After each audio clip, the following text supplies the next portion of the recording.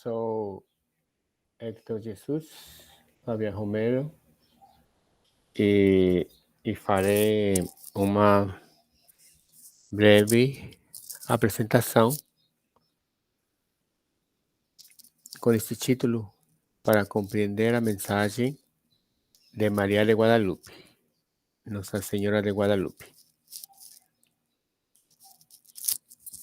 Para isto, para entender melhor o evento guadalupano, é importante perceber um pouco ou conhecer um pouco o contexto que se vivia na Europa no século 14, né? 1300 a 1500 depois de Cristo, que é mais ou menos o período, né? Das ocupações, das invasões que fizeram os europeus, né? As viagens que eles faziam nesta época. Bom, a cultura marcante que se vivia na Europa era a cultura renascentista. O que é isso?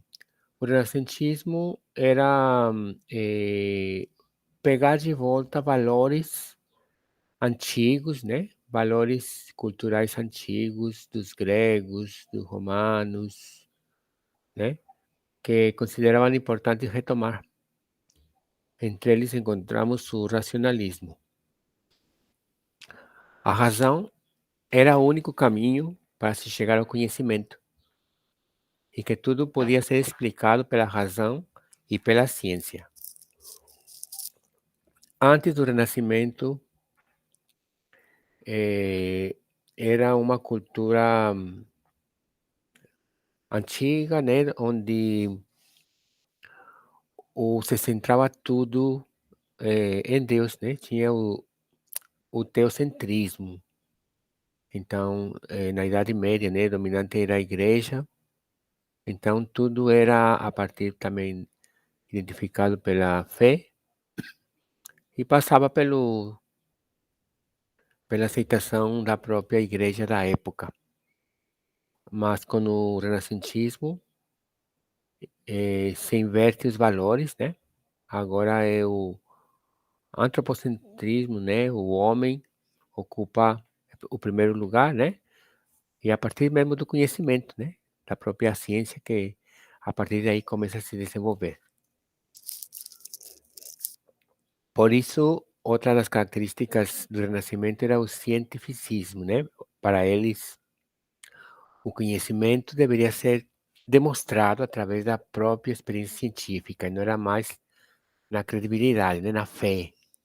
Eles tinham que passar por essa experiência. Outra característica marcante do renascentismo era o individualismo. O ser humano buscava afirmar a sua própria personalidade, mostrar seus talentos, atingir a fama e satisfazer suas ambições. Através da concepção do que era de direito individual, estava acima do direito coletivo. Isto, por dizer assim, deu força, né, aos grandes navegantes, Cristóvão Colombo, na Espanha, em Portugal, que eram as nações que dominavam na época, eram as que se lançaram na procura de conhecimento, mercadorias, né, além da terra deles. Outra característica marcante era o antropocentrismo. Então, aquilo que nós já tinha colocado, né? O homem era colocado como a suprema criação de Deus e como o centro do universo. Então, a característica particular do Renascimento era essa, né? O homem estava no centro. Anteriormente tinha sido Deus, a fé, né? Agora não, agora é o homem e o conhecimento, a procura do saber. E a outra característica importante do Renascimento é o classicismo. O que é isso? Artistas, praticamente, eh, os pensadores da época buscavam uma inspiração na antiguidade dos clássicos, dos gregos e dos romanos, para fazer suas obras, né? Tanto seja na literatura, na escrita, seja nas pinturas, né? E no próprio pensamento, nas próprias ideologias.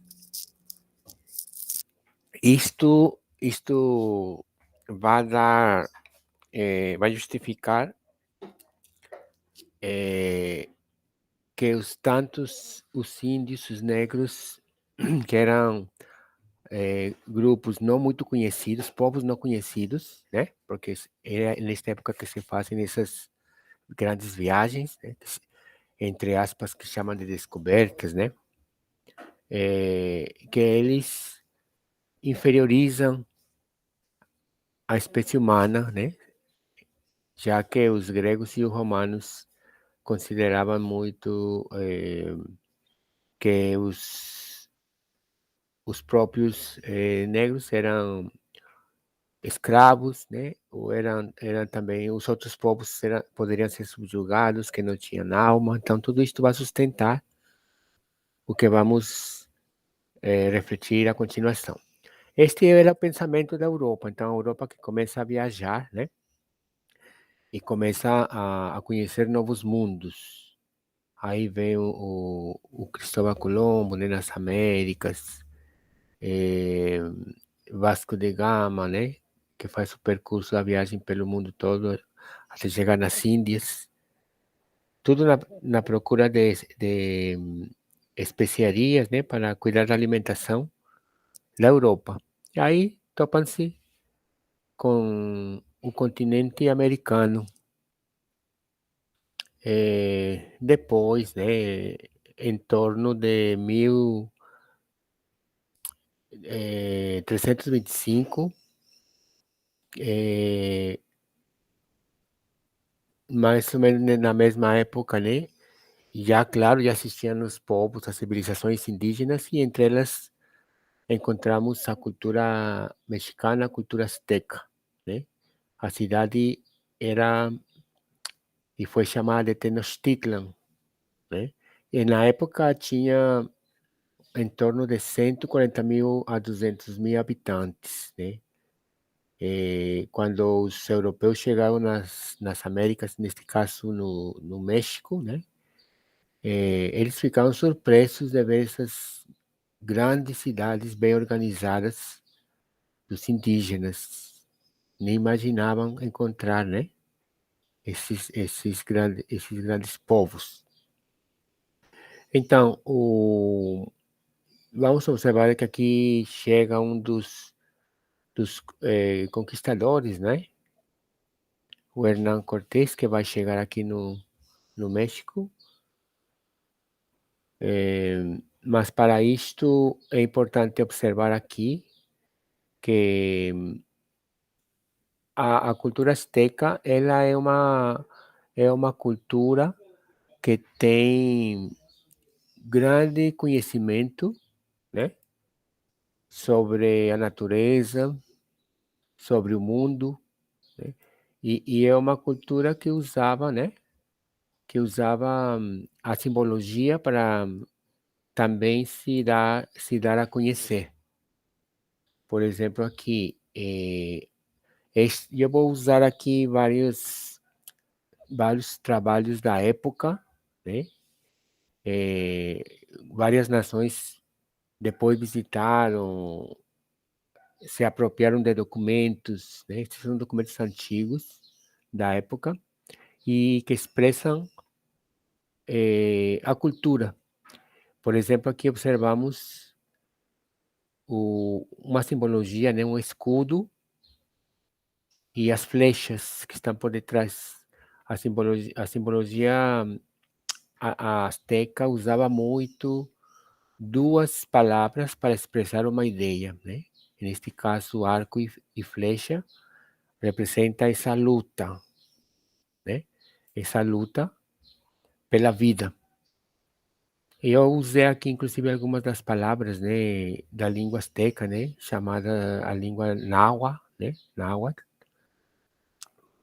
Jaujot, né, as lutas, e para falar dessas lutas, eles usavam essas duas palavras, né, nesses dois desenhos, na flecha e no escudo. Então, para falar de lutas, se usavam essas duas palavras, flecha e escudo, o mit e o shimali. Isso aqui vamos observar que é importante porque vai tomar um significado particular, né, no evento guadalupano.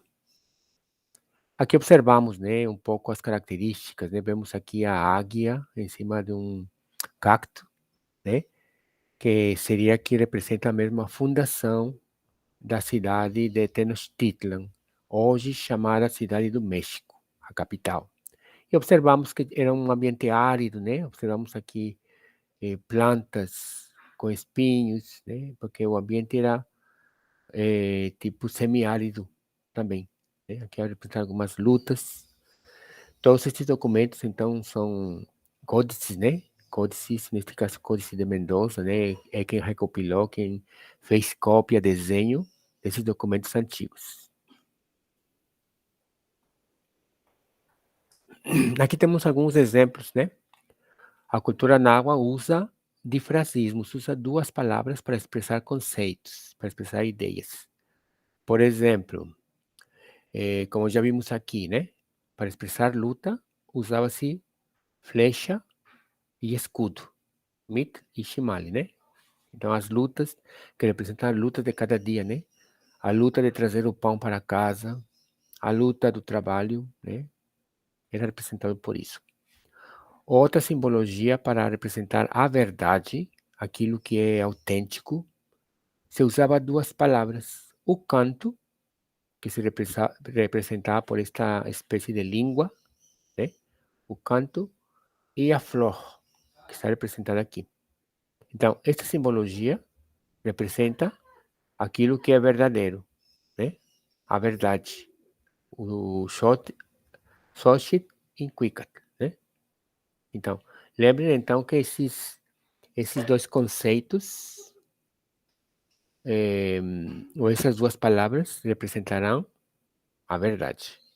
Outro exemplo aqui, né? Para representar uma cidade, se usava duas palavras, água e o morro, né? At e tepetl, né? Água e morro. Então, quando se falava de água e morro, todo mundo entendia que estava se falando de uma cidade, porque são elementos fundamentais, né, das cidades. Outro exemplo, né, de difrasismo para definir pessoa, uma pessoa, se usava duas palavras, coração e a face. Aquilo que é interno da pessoa, né, do indivíduo, e a parte externa, aquilo que aparece, que se observa, né? Então, essas duas expressões, coração e face, era para identificar as pessoas. Moyo e Ixtli, né? Essas duas palavras. E outro exemplo, né? Tem vários, né? Tem muitos, né? Porque todo esse pensamento era desse jeito, né? Esse pensamento da cultura azteca, né? A cultura náhuatl, era feita desse jeito. Duas palavras expressavam uma ideia. Por exemplo, outro exemplo é para expressar a mensagem, o pensamento, né? De um mestre, de um sacerdote da época, né? Também se usava coração, o coração e a palavra, né? Coração e palavra, usando duas palavras, Iotzin e Tlatoatzin, né? Então, a palavra e o coração representam a mensagem que a pessoa quer dar. Aqui tem um detalhe interessante, né, que vale a pena guardar já. Palavras astecas que terminam com sin, como observamos nesses dois casos, significa algo nobre, algo que é venerável e que deve ser respeitado, né? Aí coração respeitado, né? Coração nobre e palavra nobre, né? palavra respeitada, né? Aqui são terminações que usavam-se às vezes, né, para representar a nobreza, o tsin. Aqui nós vemos algumas imagens antigas da cidade fundada, né, de Tenochtitlan, onde hoje se encontra a cidade do México, né? Ela se encontrava praticamente fundada numa lagoa, né? Numa lagoa, é uma espécie de ilha. Tinha várias pontes, né? Eles usavam embarcações para pescar, para cultivar, né? Mas tinha uma espécie de entradas de terra, né? Fazendo ponte para o ambiente terrestre.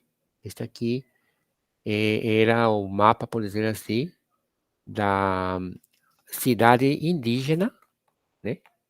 A cidade azteca, que foi fundada, né? Como já vimos nos 1300 depois de Cristo. Era um povo muito organizado, né? Tinha suas casas, tinha organização sacerdotal, né? Das crenças, da teologia indígena. Aqui vemos como era mais ou menos, né, a construção das casas no centro, né, que chamam-se, ou se confundem com pirâmides, né, mas aqui representam os morros artificiais, onde se veneravam, né, as diferentes formas de que a natureza se manifestava, né, com a chuva, né, com a água, com o vento, com o fogo, né, que eram manifestações divinas. Aqui então vemos no meio da lagoa a cidade de Tenochtitlan, né?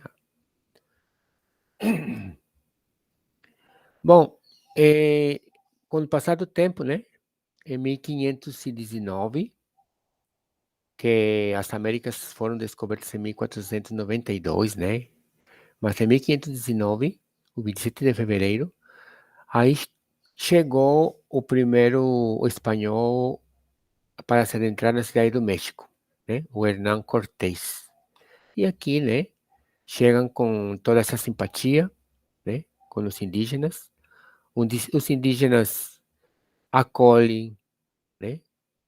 Como observamos nesta gravura, né? Acolhem tranquilamente, né? Porque as crenças indígenas astecas, o, o Deus chegará também através da água, né? Aí chega, né? Chegam os espanhóis e todos confiados, aí eles os acolhem, né? Eles não conheciam cavalo, né? Porque cavalo é de origem de outras terras, né? Então, eles acolheram. Aqui vemos outra imagem, né? Outra pintura também, onde observamos a acolhida dos espanhóis, né? Aqui os espanhóis todos armados, né? E os indígenas, por outro lado, acolhendo, né? Tá, até aqui tudo bem. Aí os indígenas, então, eles acolhendo os espanhóis, observam, né, tudo que eles usam, indumentária, forma de vestir, usavam muitos metais preciosos, né, ouro, prata, né, usavam pedras preciosas, esmeraldas. Então, tudo isso começou a ser início de cobiça, né, e tanto porque os espanhóis que chegaram no México, eles chegaram financiados pelo reinado, né, da Espanha, né? Então eles tinham que dar algo como retorno. O Hernando Cortés, né, o espanhol chega na primeira expedição, chega com em torno de 500 espanhóis, né? Claro, né, todos armados, começam então a querer dar retorno, né, ao reinado da Espanha, e daí começa a cobiça, começa o saque, né? Começa inclusive a morte, Para isto, os espanhóis usam de alguns indígenas para usar como intérpretes, né? Então nós encontramos aqui, porque claro, não conheciam a língua, né? Falavam espanhol e eles falavam, e os indígenas falavam náhuatl, né? Azteca, e eles se apropriaram de pessoas, né? Aqui temos uma pessoa, uma mulher que foi muito conhecida, né? A Malinche, ela foi intérprete para os espanhóis, né? Era intérprete dos espanhóis, eles de alguma forma seduziram ela e ela então aceitou, né? E terminou sendo intérprete e serviu também, inclusive, de engano, né? Para os próprios indígenas. Aqui começa a batalha, né? Aqui começa a batalha. eh, Podemos observar aqui os detalhes desses desenhos antigos de como começam a invadir, né, a cidade de Tenochtitlan, a capital. Tinha tipo, espécie de reinados também indígenas, né? E aí começa a grande batalha, porque os espanhóis com armas de pólvora, né, traziam vantagem sobre escudos, flechas e outros instrumentos que os indígenas usavam. Então levavam uma grande vantagem, porque uma vez se apoderando do, da capital do México, que era a cidade mais desenvolvida, aí sim eles dominariam e saqueariam toda a riqueza, né, que o povo tinha. Aqui eles usavam também povo indígena contra povo indígena. Então, seduziam os indígenas, né? Enganavam os indígenas para, como eram poucos espanhóis, então enganavam os povos indígenas contra os astecas, né? Então, criaram então brigas entre eles, né? E muitos desses quadros observa-se cenas sanguinárias, né? E de como era a guerra da época, né? Para derrubar a capital, né? A cidade do México, nesse caso, Tenochtitlan. Aqui outras cenas, né? Estas gravuras são descrições, né? Descrições da época. E observamos aqui, eram eles mutilados, né? Eram mortos, a espada, cortadas as cabeças. Então, tudo na procura das riquezas, né? Que eles se queriam apropriar, né? Ouro, prata, pedras, e além de conquistar, de derrubar, né? A, o rei da época, né? O Moctezuma, né? O reinado indígena. Essas, essas batalhas, né? Essas batalhas demoraram tempo, né? Demoraram alguns anos para eles conseguirem destruir todo esse império indígena, esse império azteca, sempre eles usando a tecnologia da pólvora, né? O ferro para se proteger. Vamos encontrar várias fontes, inclusive imaginárias, de como teria sido, né? Essa invasão, esse derrube da cidade, né? De Tenochtitlan. Eles cortaram a água, né? Para não ter água na cidade. eh, Usavam estratégias, então, de cortar o alimento para enfraquecer os indígenas que ficavam no centro, né? Porque lembram que o Tenochtitlan estava no meio, né? No meio da própria, como se fosse uma ilha, né? E só de olhar assim as imagens, a gente imagina, né? Imagina a violência que eles usavam, né? Inclusive tem aqui imagens de soldados matando crianças indígenas, né? assassinando as mães, cenas assim que a gente fica chocado, né? Tanto porque, claro, da época, né? Aqui mais outra, né? Só isto aqui, só para termos ideia de como eles usaram, né? Usaram de tudo, né? Usaram índio contra índio, usaram a tecnologia da época, né? Proteção de ferro, fuzis, para então dominar e destruir o centro da cidade, né? Isto, a cidade praticamente Tenochtitlan, ela foi sitiada, né? Foi morto o reinado do indígena, né? Moctezuma, né? Em maio, mais ou menos em maio de 1521, né? 1521. Só para ter ideia, né? 1521. Uma destas batalhas, e aqui é importante lembrar, né, desse nome aqui, Tepeyacac. O que é Tepeyacac? Era um morro, né, que tinha uma pedra em formato de nariz, né? E esse morro foi chamado de Morro Nariz, que em azteca, em náhuatl, é chamado de Tepeyacac, né? Tepeyac. Então vale a pena guardar esse nome.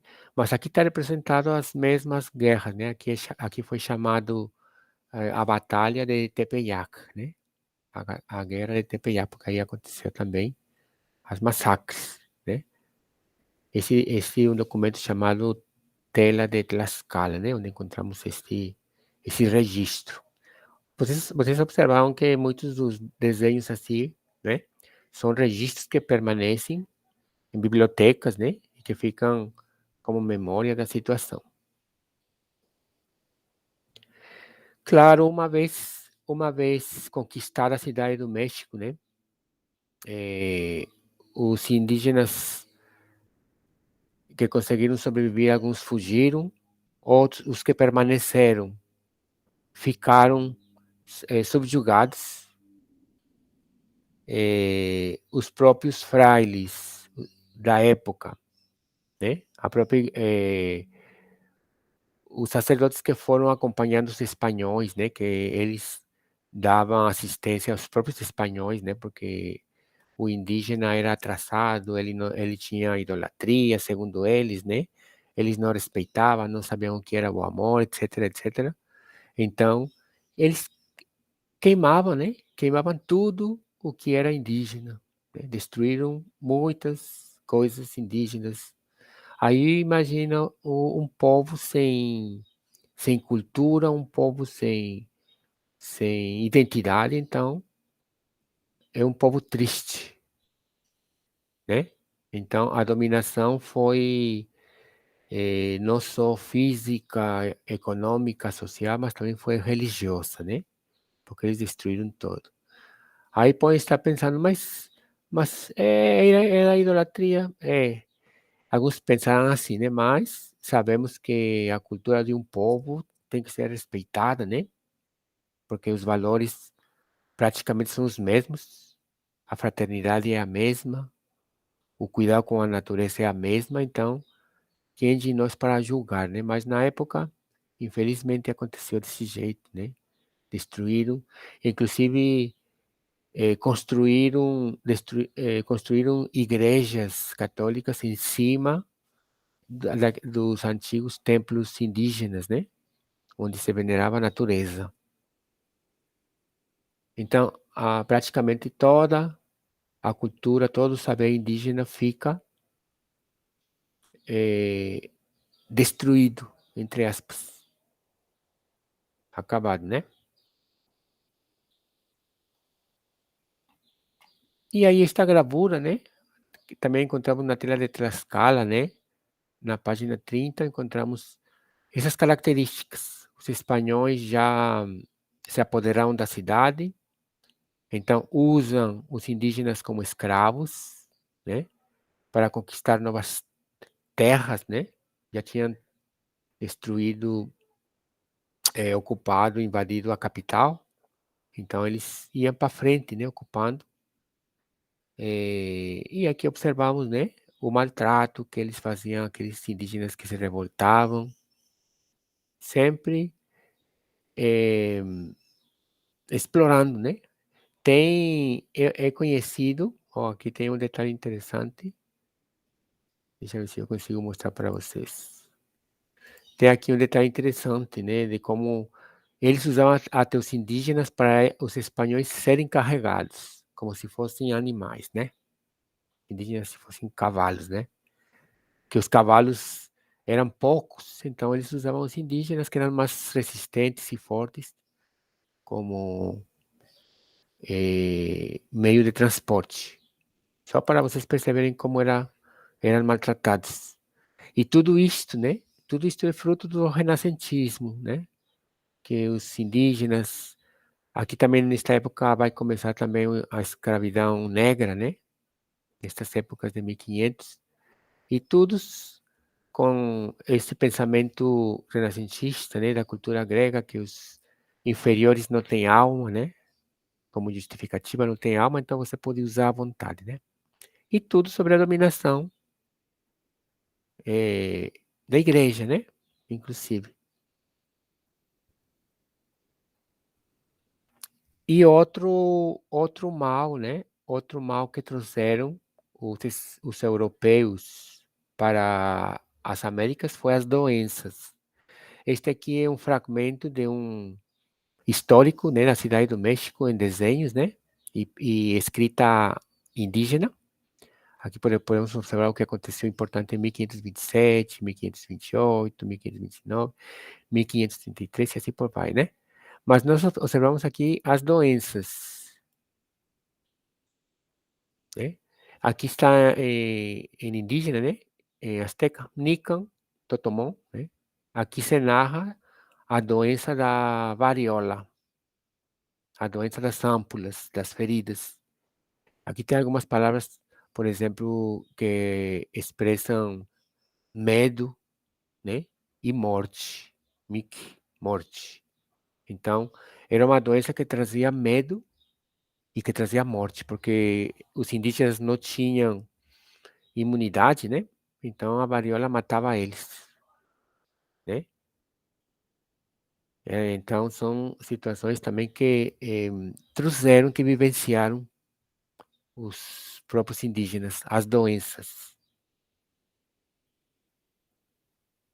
E o contexto, né? Para concluir a partir desse contexto, nesta outra gravura observamos, aqui está representada a cultura do milho, né? A cultura mexicana é a cultura do milho.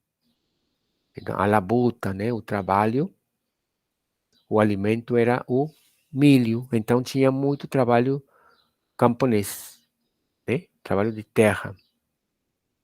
Bom, esse contexto, né?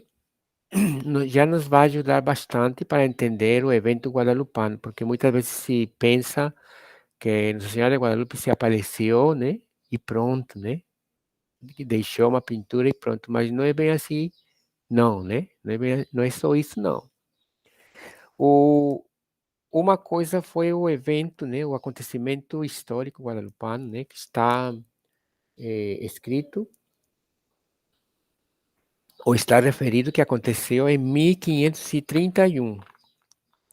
Vocês lembram que a cidade de Tenochtitlan, ela foi dominada em 1521. Então se passaram 10 anos. Então se passaram 10 anos de sofrimento dos indígenas quando aconteceu o evento guadalupano, né? E este evento guadalupano aconteceu em 1531 e ele foi escrito, para não ser esquecida a memória, né? Foi escrito em 1649. Então, aconteceu, né? Historicamente, era contado de pai para filho, né? Mas chegou um momento que era bom escrever esses fatos. E foi escrito em 1649 por um indígena chamado Antônio Valeriano, né?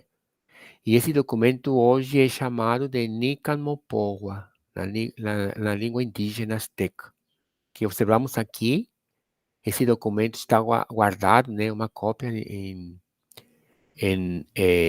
bibliotecas, né? E como podemos observar aqui, a primeira palavra, né? Nican Mopoa. Então, todo documento indígena é conhecido pelas primeiras palavras. Nican Mopoa. O que é Nican Mopoa? Aqui se conta, aqui se narra. Então, assim começa o documento. Aqui se conta a história de como Nossa Senhora de Guadalupe se encontrou com o indígena. Então, aqui, esse documento guarda, né? Guardou a memória histórica, né? Do evento.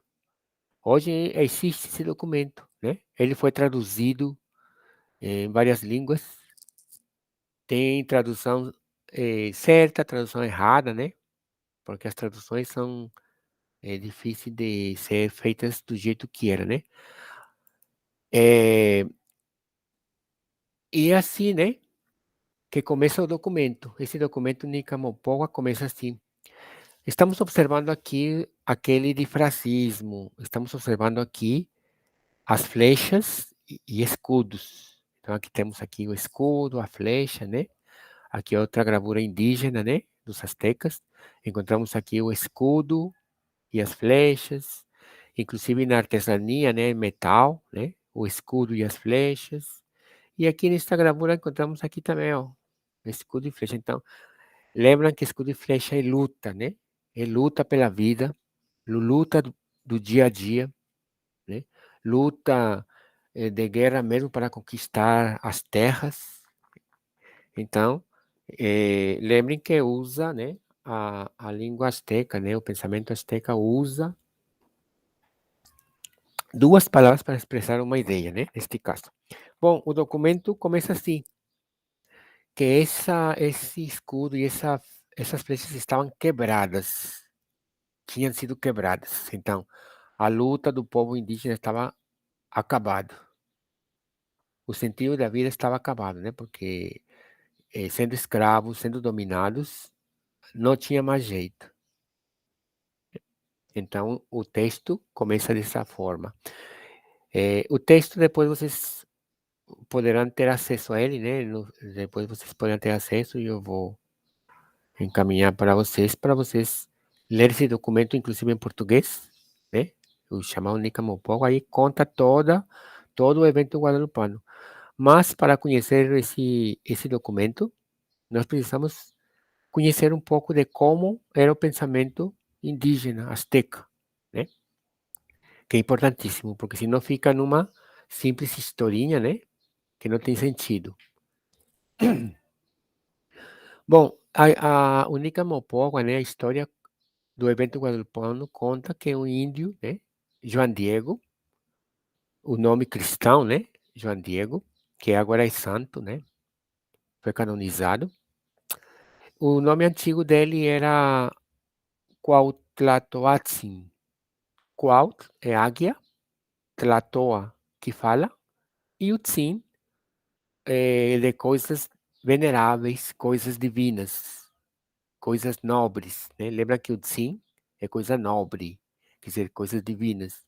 Então, João Diego significa águia que fala de coisas boas, quer dizer, o mensageiro. Então, podemos observar que, inclusive, já o nome indígena de João Diego já trazia todo esse sentido da sua missão, né?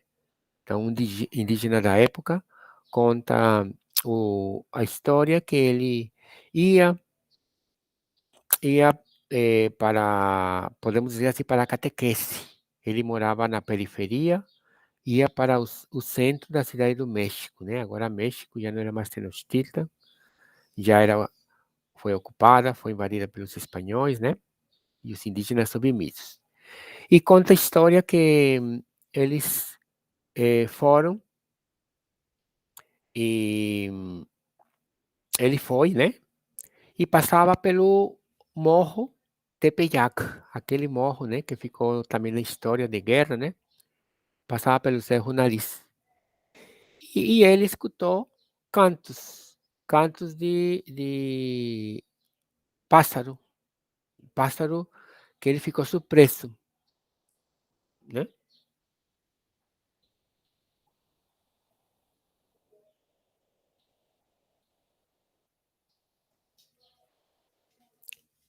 Este canto, por exemplo, foi do Senzontle, né, é uma ave mexicana, e eu vou tentar colocar aqui alguns sons de aves, porque esta representação da língua, né, do canto, foi o primeiro elemento, né, vocês lembram que é um elemento da verdade, né, a flor e o canto são elementos da verdade. Então ele escuta nesse primeiro momento parte da verdade, né, do conhecimento, do canto, né.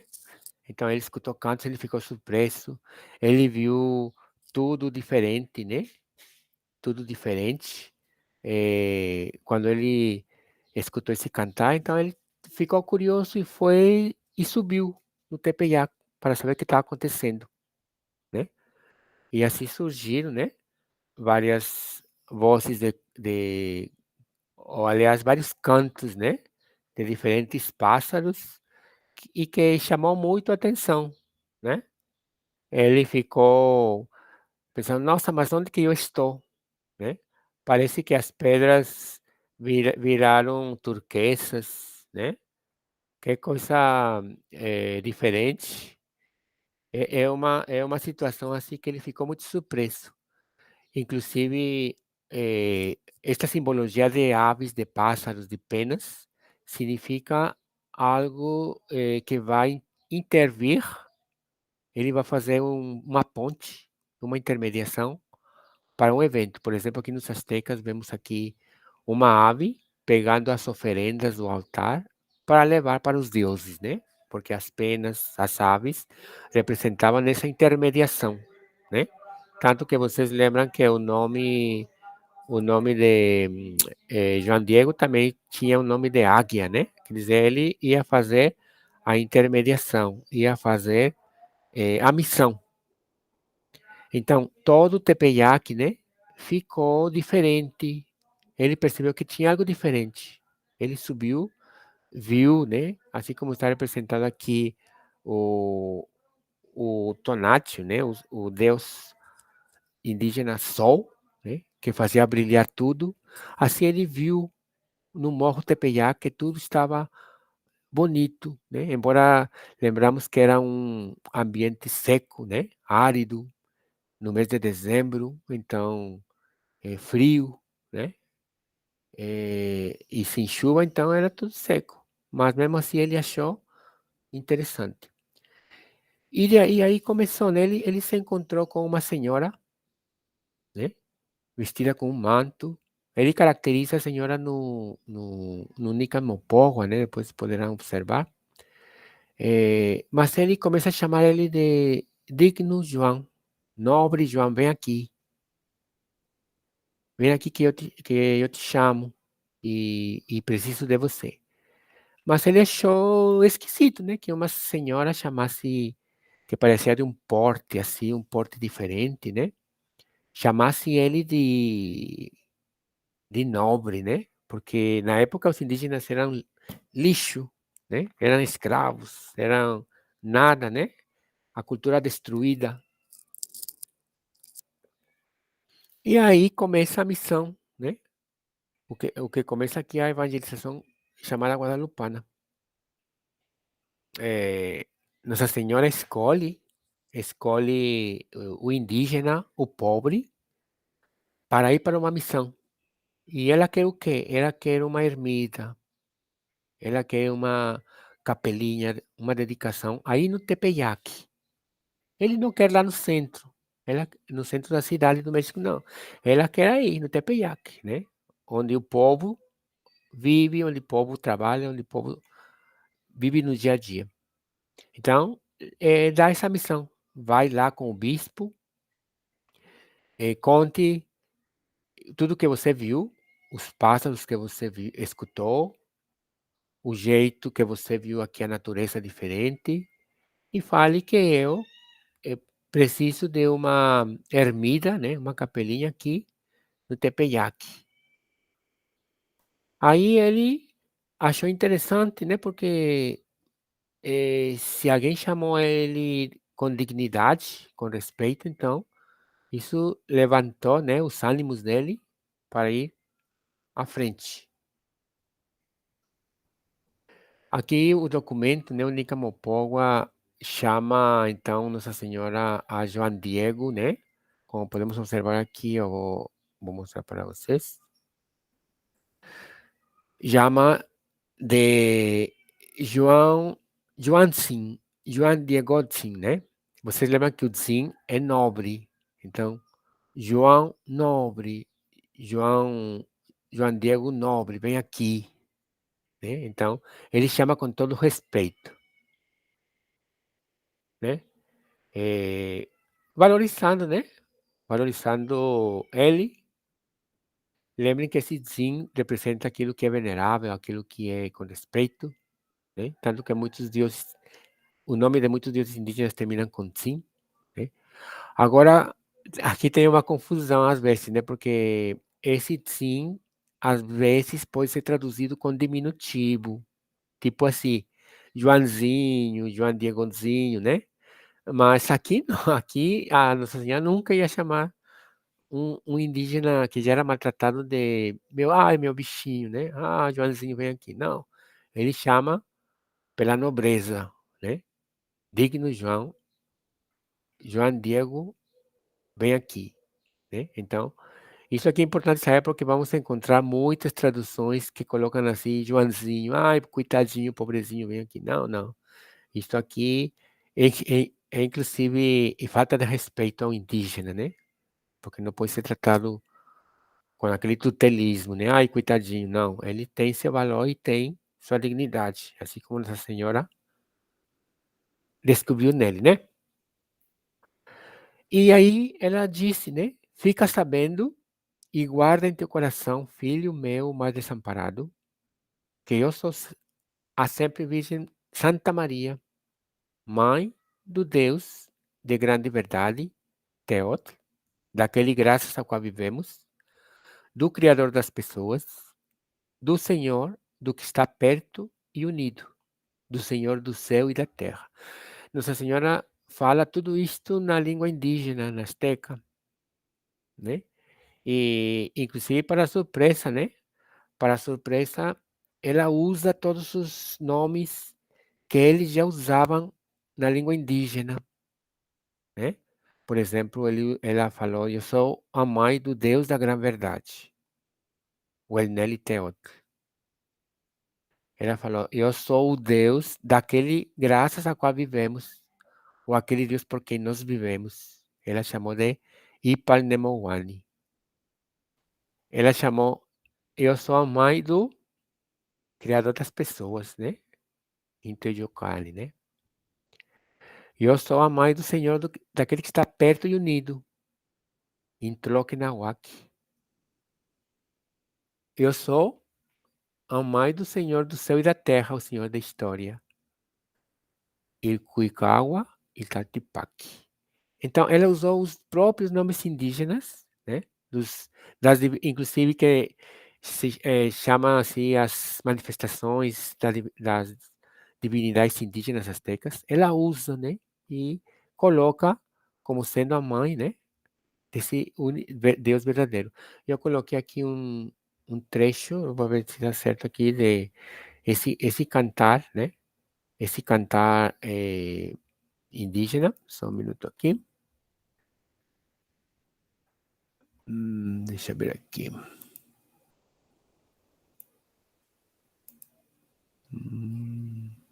Tadã. Então,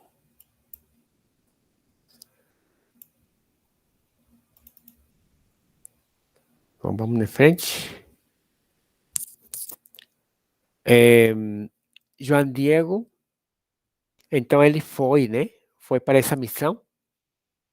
Aí se encontra com o bispo. Agora vocês devem imaginar, né? Na época, se encontrar com um bispo não foi nada fácil. Nada fácil, né? Ele chegou cedo e só foi atendido à tarde. Claro, porque eles, é um índio que vai querer com um bispo, né? Um escravo querer o quê? Mas ele permaneceu aí, né? Até ser atendido. Vocês poderão perceber depois na história, né? João Diego com Dom Frei João de Zumárraga, né? Com o primeiro bispo da cidade do México, e no primeiro encontro. Então ele ouviu, né? Mas pouco acreditou nele. Esse índio que vai ter a razão disso. Ele contou coisas estranhas aqui, de cantos, de uma senhora, de um ambiente diferente. Não, não, volta outro dia porque estou muito ocupado, né? E o João Diego, triste, retorna em outro dia com essa senhora e disse: não, não teve jeito, não, o bispo não acredita, não. Ele não acredita na gente, imagina, manda outro, mande uma pessoa que seja valorizada, né? Aí a Nossa Senhora dá uma bronca nele, né? Diz: não, é você que vai, né? É o Senhor que vai e a sua missão será essa, né? E encomendou, né? Nossa Senhora encomendou para ir novamente, né? E assim foi. João Diego foi com o Dom Frei João de Sumarraga novamente, no segundo encontro, pedindo. Aí ficou a coisa assim tão ruim para o indígena que o bispo pediu: tudo bem, volte com um sinal para eu te acreditar. Um sinal, eu quero um sinal, uma prova, né? Eu quero uma prova. Então, João Diego ficou, e não acredita em mim, não acredita em mim, né? Ele chateado, volta de novo, né? Não, não deu certo, manda outro. Ele pediu um sinal, né? Ele quer não, não acredita não. Aí, essa simbologia, né? Essa simbologia representa então os quatro caminhos, né? E esses quatro caminhos que se encontram aqui, né? Os quatro destinos, eles se encontram no centro, né? Então, é aqui que começa então essa intermediação, essa ligação, né? Esse caminhar. Quando, quando João Diego viu que seu tio, porque ele tinha um tio, João Bernardino, né? Viu que ele ficou mais grave, doente da varíola, né? Lembram que a doença, a varíola era mortal? Ele falou: não tem mais jeito, não, eu acho que eu vou morrer, né? Ele já tinha levado o médico, né? O médico indígena para sarar ele, mas não deu certo. Ele falou: não tem mais jeito, não, vai lá, vai cedo, né? E procure, o tio dele falou para João Diego, né? E procure um sacerdote, um padre para me confessar, porque eh, estou nas últimas. E João Diego pensou assim: bom, eu vou sim, porque meu tio está nas últimas e eu vou, mas eu não quero que a senhora me atrapalhe o caminho, né? Então, o Nica Mopoca, né, o evento conta que João Diego tentou esquivar, tentou dar volta, né, para não se encontrar com Nossa Senhora, porque senão, para ele, né, Nossa Senhora vai me atrapalhar e eu preciso de um sacerdote para ele se confessar e morrer bem, né? E ele tenta enrolar, né? O João Diego tenta enrolar Nossa Senhora, né? Para não ser atrapalhado, porque o tio, né? Muito grave, já quase nas vésperas de morrer, ele não tinha mais esperança, então pede para trazer um sacerdote, né? Esta figura mostra, né? Como em gravuras como a doença era fatal, né? Aqui vemos a pessoa falando, né? Aqui temos uma língua, né? A fala, né? Mas depois a pessoa não tem mais fala, ela morre, né?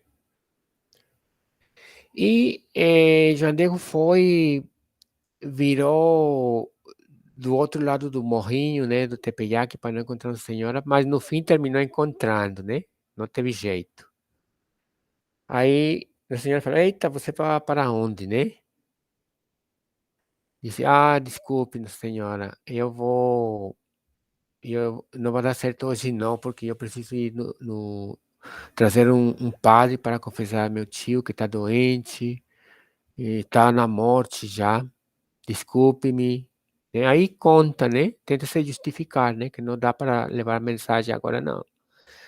E aí Nossa Senhora dá outro puxão de orelhas, né? Ao João Diego, não, você vai sim, né? E, e não se preocupe, né? Mas você vai completar a missão. E Nossa Senhora fala assim: vai lá, mais na cima do cume, do morro, e você vai encontrar flores, das mais belas flores. Você corta e traz para mim. Aí ele foi, subiu, e para surpresa dele encontrou muitas flores, muitas rosas, coisa que no inverno era impossível acontecer, né? Então ele surpreso, né? Ele tirou e levou para ela, para mostrar, né? A Nossa Senhora pegou, né? Pegou as rosas, colocou de novo na tilma, né? A tilma dele, né? Esta vestimenta que traz as flores, né? Ela é feita de fibra, né? De fibra de vegetal, né? Fibra vegetal. Eh, Era um instrumento para carregar coisas, né? É tipo assim como saco, né? Para carregar coisas. E aí ele trazia, né? Ele trouxe aí. O interessante aqui do evento guadalupano é que em todos os encontros ele fala, o texto fala assim, o João Diego se encontrou, topou, acertou com Nossa Senhora, né? Não fala assim, aberta, aparição assim de repente como se fosse mágica, não. Se encontrou com o indígena, né? E, e pede, leva essas flores e abre só para o bispo. Aí ele levou, né? Todo tranquilo, confiando, né? Confiando o tio para Nossa Senhora. E, e assim o fez. Foi difícil encontrar o bispo, foi.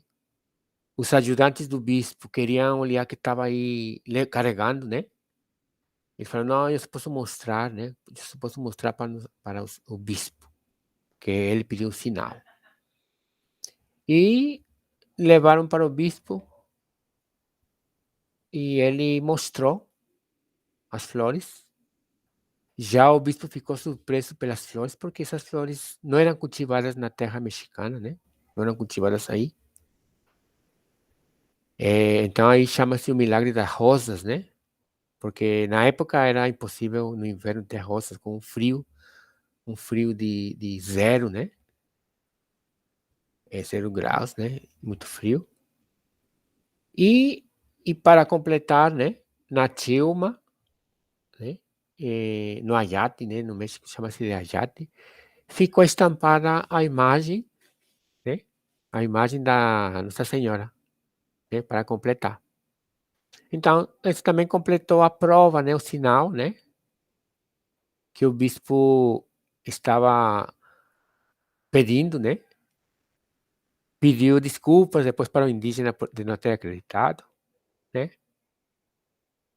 E depois se lembra, opa, eu esqueci, né? Depois dele ser acolhido, né? Pedir desculpas, porque um bispo pedir desculpas ao indígena era algo assim, fora de época, né? Aí se lembrou do tio.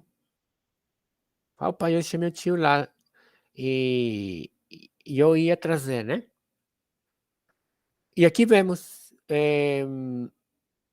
a flor, né?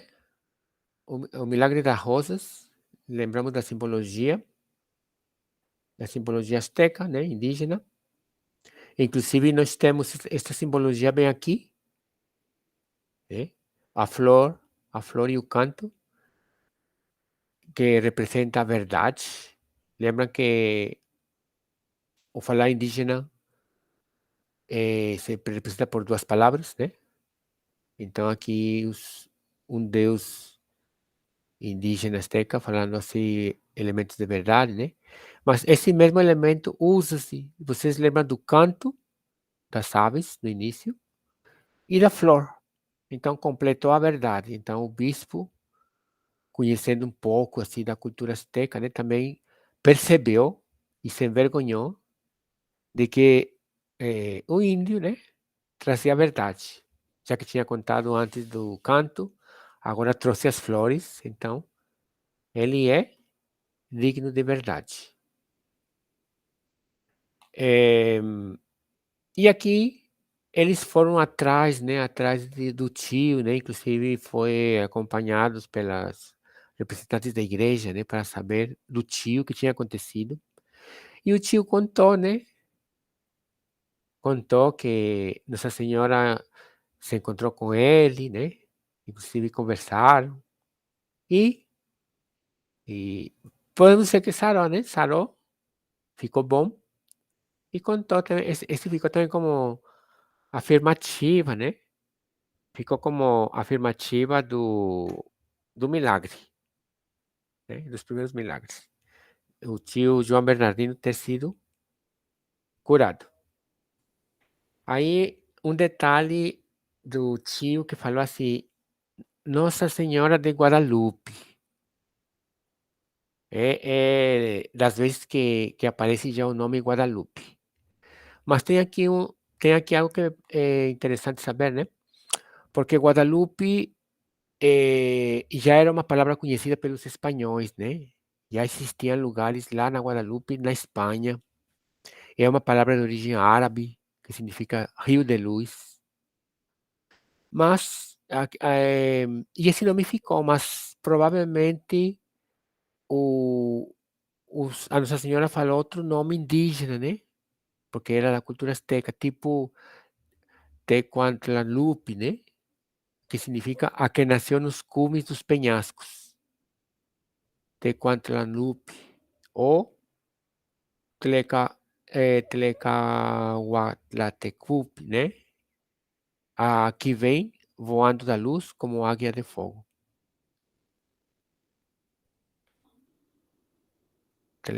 Tlecuautlacupi. Então, provavelmente Nossa Senhora falou usando os nomes indígenas, mas os espanhóis não conheciam, né?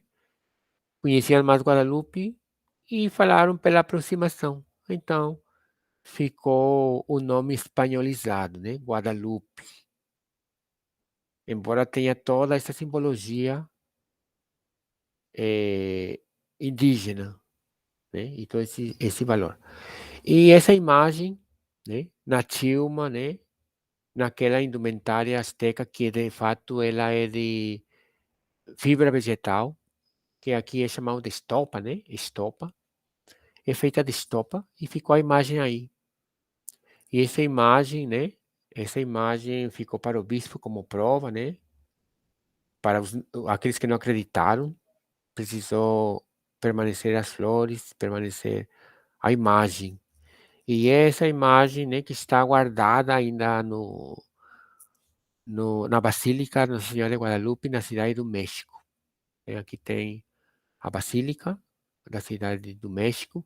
Aqui está a antiga Basílica de Guadalupe, só que ela está inclinada porque lembram que a cidade foi fundada numa lagoa, né, por isso que está inclinada. E o Morro Tepeyac fica aqui encostado, o morro fica aqui encostado à Basílica, né? Esse Morro Tepeyac ainda existe, está lá muito próximo, ele é lugar de visitação. Então a imagem fica aí, né. E todo ano, né, o dia 12, né, 12 de dezembro, que aconteceu o evento guadalupano, né, esse lugar é muito visitado, né, pelos indígenas, né, para se restabelecer na luta, na dignidade. Bom, vocês terão têm à disposição esse evento guadalupano aqui neste livro da Edições Loyola, né? Tem desenhos do artista brasileiro Cláudio Pastro e é o Nica Mopoga, né, em português, a Virgem de Guadalupe, tem este é uma tradução fiel, né, onde coloca Digno João, e não coloca Joãozinho, né? Joãozinho seria uma coisa ridícula, né? Inclusive, eu coloco aqui João Diegozzi, né? Digno João. E tem este outro livro. O livro anterior, né? Ele se inspira neste livro aqui, que também está em português, para compreender a mensagem de Maria de Guadalupe. O, o teólogo, né? Historiador Clodomiro Siller, né? A Cunha, da editora Paulus. Aqui conta, tem o Nicamopogua e tem toda essa tradição indígena azteca para compreender a mensagem. No fim, né? No fim, o que observamos que a mensagem guadalupana continua, né? Que ela trouxe e retorna a dignidade para os povos pobres, os povos sofridos, os indígenas, né? Tão desvalorizados, que eles sejam uma cultura diferente, assim como todas são, né? Tem valor, são verdadeiras e tem que ser respeitada, né? Toda essa luta tem que ser respeitada. Essa é a mensagem principal, né? E ficam abertas as mensagens que a gente pode descobrir, né? Através desse texto, né? Esse texto escrito do Nican Mopoa. Pois é esta a reflexão. É, é possível, então, acompanhar toda esta mensagem, né? No Nican Mopoa através desses textos.